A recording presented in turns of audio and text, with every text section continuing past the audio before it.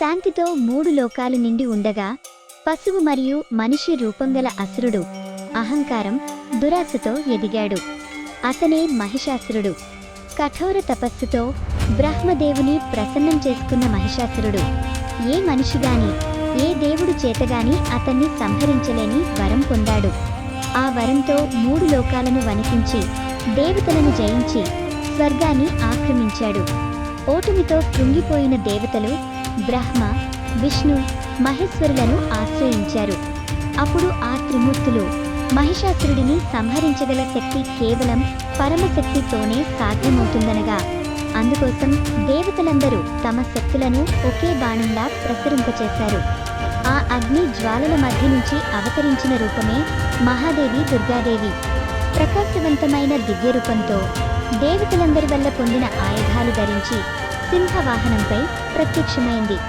రణరంగంలో దేవి ప్రవేశించగానే మహిషాసురుడు గర్జించి, ఒక స్త్రీ నన్ను ఎదుర్కోవడమా, నన్నెవ్వరూ జయించలేరు అని హేళన చేశాడు. కానీ దుర్గాదేవి చిరునవ్వుతో, నేను స్త్రీ మాత్రమే కాదు, నేను సృష్టి స్థితి లయ రూపశక్తిని. నీ అహంకారానికి ఇది అంతమని ఆమె శూలం ఖడ్గం బాణాలు మెరుపులు రగిలించగా సింహగర్జనలతో అసురసేనలు ఒక్కొక్కరుగా భూస్థాపితమయ్యారు. ఈ యుద్ధం 9 రాత్రులు 9 పగలు జరిగింది. అసురసేనాధిపతులు ఒకరి తర్వాత ఒకరు దుర్గాదేవి చేతికి పడిపోయారు.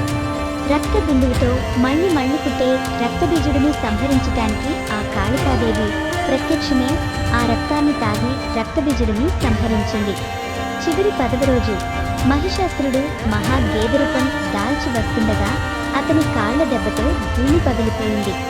దుర్గాదేవిని ఎదుర్కొంటూ, నన్నెవరూ చంపలేరు అని గర్జించాడు. అప్పుడు దుర్గాదేవి శూలాన్ని ఎత్తి, నీ అహంకారానికి ఇక ముగింపు అంటూ గర్జించి ఒకే ఒక దెబ్బతో త్రిశూలం అతని గుండెలో దూసుకుపోయింది. మహిషాసురుడు ఆర్తనాదం చేస్తూ భస్మమైపోయాడు. అలా అసత్యంపై సత్యం గెలిచింది. అధర్మాన్ని ధర్మం జయించింది. దేవతలు సంతోషంతో పూల వర్షం కురిపించారు. ఆ రోజు విజయదశమిగా ప్రఖ్యాతి చెందింది.